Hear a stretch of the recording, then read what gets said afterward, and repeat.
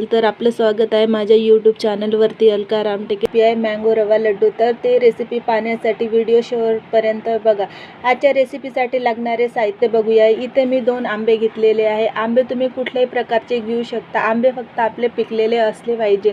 तर इथे मी असे 2 मोठे मोठे आकाराचे आंबे घेतलेले आहेत। तर हे आपले आंबे आपल्याला छानपैकी धुवून घ्यायचं आहे आणि याच्यामधला आतला भाग काढून घ्यायचा आहे, याच्यातला बल्ब काढून घ्यायचा आहे आणि तो मिक्सरमध्ये आपल्याला बारीक करून घ्यायचा आहे।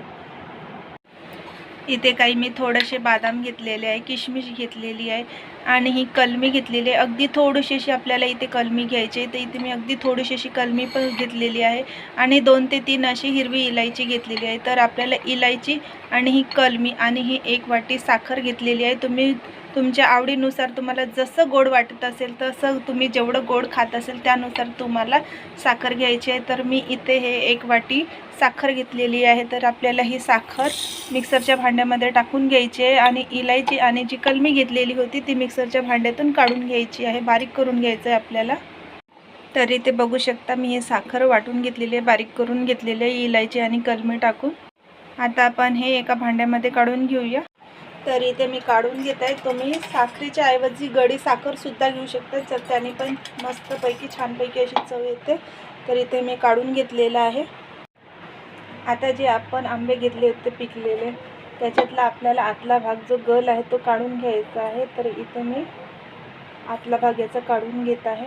तर अशा प्रकारे आपल्याला काढून घ्यायचं आहे, यामधला गल काढून घ्यायचा आहे। तर इथे मी मिक्सरच्या भांड्यामध्ये काढून घेत आहे आंब्यामधला। तर आपण इथे हा आंब्यामधला जो गल होता तो मिक्सरमध्ये फिरवून घेतलेला आहे। तुम्ही बघू शकता अशा प्रकारे आपल्याला हा मिक्सरमध्ये फिरवून घ्यायचा आहे। आणि इथे 1 वाटी रवा घेतलेला होता, हा रवा मी गाळून घेतलेला होता। तर इथे 2 चम्मच मी असं तूप घालून घेतलेलं आहे। आता हे आपलं तूप गरम झालं की आपल्याला हा रवा यामध्ये टाकून भाजून घ्यायचा आहे। आपण हा रवा आता भाजून घेऊया छानपैकी। इथे आपला हा रवा सुद्धा भाजून झालेला आहे। आता जे आपण मिक्सरमध्ये आंबा बारीक केलेला होता, आंब्याची प्युरी जी बारीक केलेली होती ते यामध्ये टाकून घ्यायचं आणि छानपैकी फिरवून घ्यायचं आहे। आपल्याला हे सारखं असं फिरवून घ्यायचं आहे जोपर्यंत हे आपलं मिश्रण थोडं घट्ट होत नाही तोपर्यंत आपल्याला हे फिरवून घ्यायचं आहे। तर इथे बघा अशापैकी हे घट्टसर आलेलं आहे। आता आपण याच्यामध्ये ही साखर जी होती वाटलेली ही टाकलेली आहे। मी इथे हे साखर टाकून घेत आहे आणि आपल्याला परत फिरवून घ्यायचं आहे। इथे मी थोडंसं 1 चम्मच तूप घेतलेलं आहे आणि त्या तुपामध्ये मी हे जे बदाम आहे याचे काप करून घेतलेले आहे आणि हे जे किसमिस आहे हे आपल्याला याच्यामध्ये परतून आपल्याला रव्यामध्ये टाकून घ्यायचे आहे। जे भाजलेला रवा आहे त्यामध्ये आपल्याला हे टाकून घ्यायचं आहे। अशापैकी आपलं इथे मिश्रण तयार झालेलं आहे। आता आपण जे हे तुपातून काढून घेतले होते ड्रायफ्रूट हे सुद्धा टाकून घ्यायचे आहे आणि याला परत फिरवून घ्यायचं आहे।